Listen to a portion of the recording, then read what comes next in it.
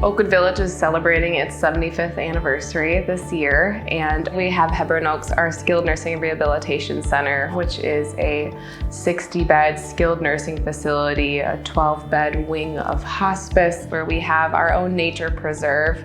We have flowers around every corner, and our horticulture team makes sure every view is breathtaking. I remember when I got a tour of the facility, I was absolutely blown away. I got a little emotional because we're suffering a loss as we near the end of our life, and we're suffering the loss of our home, and we're staying in a place that's a little bit unfamiliar to us.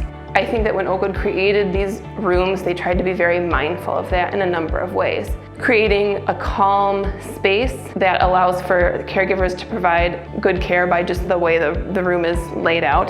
That's another question that we frequently get from providers who are looking at referring to hospice is, well, what about their loved ones? What about their pets? And Oakwood's been really mindful of creating the most welcoming space they can in what can be kind of a clinical setting.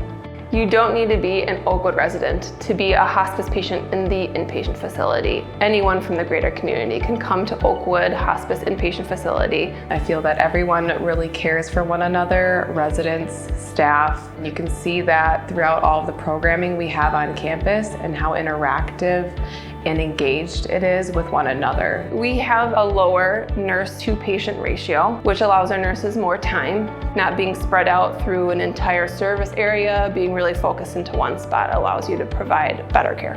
And you don't see that in healthcare.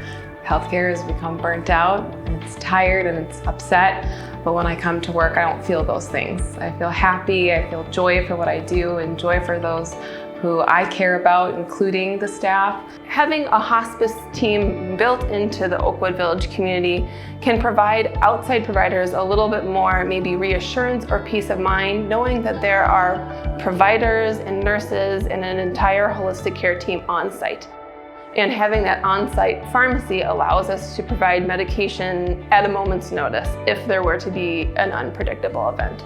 And that is a unique experience that we have fully embraced because they are not building facilities such as this in the community anymore. So we have the opportunity to really change how we want our residents to receive care. And that is new, better, and more innovative. We have recently had a patient who was able to come from the hospital setting to this inpatient unit and was close to her loved ones and close to her significant other who was here when she passed. And it really was a nice way to kind of see this entrenched community-based care sort of in a nice package of caring for a person at the end of their life, where we could really see not only how the ability to care for this person in the place they called home affected her well-being and her end-of-life care, but also how it affected the people who work here.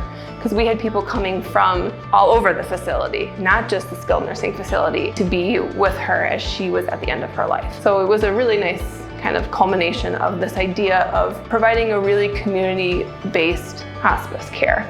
We would be the perfect partner. I would hope that people see our care outcomes and know that they can trust us with the residents or the patients that they see.